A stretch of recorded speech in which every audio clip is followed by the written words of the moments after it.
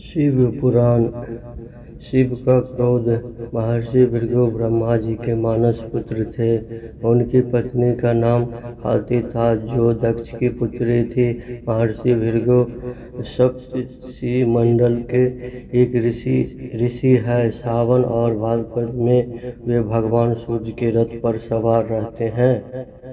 एक बार की बात है, सरस्वती नदी के तट पर ऋषि मुनि एकत्रित होकर इस विषय पर चर्चा कर रहे थे कि ब्रह्मा जी, शिव जी और श्री विष्णु जी में सबसे बड़े और श्रेष्ठ कौन है।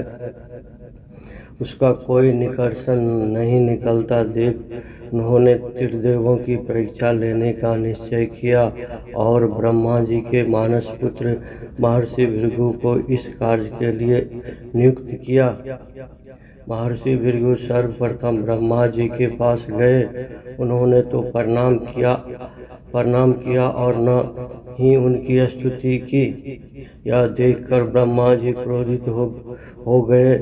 क्रोध की अधिकता से उनका मुख लाल हो गया, आंखों में अंगारे दहकने लगे। लेकिन फिर यह सोचकर कि ये उनके पुत्र हैं, उन्होंने हृदय से उठे क्रोध को, आवेग को विवेक बुद्धि में दबा लिया।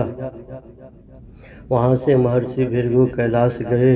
देवादिदेव भगवान महादेव ने देखा कि भृगु आ रहे हैं तो वे प्रसन्न होकर अपने आसन से उठे और उनका आलिंगन करने के लिए भुजाएं फैला दी। किंतु उनकी परीक्षा लेने के लिए भृगु मुनि उनका आलिंगन अस्वीकार करते हुए बोले, महादेव, आप सदा वेदों और धर्म की मर्यादा का उल्लंघन करते हैं। दुष्टों और पापियों को आप जो वरदान देते हैं उनसे सृष्टि पर भयंकर संकट आ जाता है, इसलिए मैं आपको आलिंगन कदापि नहीं करूँगा।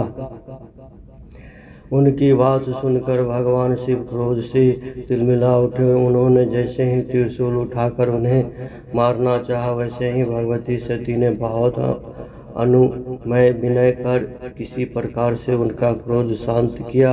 उसके बाद भृगु मुनि वैकुंठ लोक गए। उस समय भगवान विष्णु देवी लक्ष्मी की गोद में सिर रखकर लेटे थे। भृगु ने जाते ही उनके वक्ष पर एक लात तेज मारी। भक्त वत्सल भगवान विष्णु शीघ्र ही अपने आसन से उठ खड़े हुए और उन्होंने प्रणाम करके उनके चरण सहलाते हुए बोले, भगवान, आपके पैर पर चोट तो नहीं लगी? कृपया इस आसन पर विश्राम कीजिए। भगवान, मुझे आपके शुभ आगमन का ज्ञान न था, इसलिए मैं आपका स्वागत नहीं कर सका। आपके चरणों का स्पर्श से तीर्थों का पवित्र करने वाला आपके चरणों के स्पर्श से आज मैं धन्य हो गया। भगवान विष्णु का यह प्रेम व्यवहार देखकर महर्षि भृगु की आंखों से आंसू बहने लगे। उसके बाद वे ऋषि मुनियों के पास लौट आए और ब्रह्मा जी, शिव जी और विष्णु जी के यहाँ के सभी अनुभव विस्तार से का बताया। उनके अनुभव सुनकर सभी ऋषि मुनि बड़े हैरान हुए और उसके सभी संदेह दूर हो गए। तभी से वे भगवान विष्णु को सर्वश्रेष्ठ मानकर उनकी पूजा अर्चना करने लगे।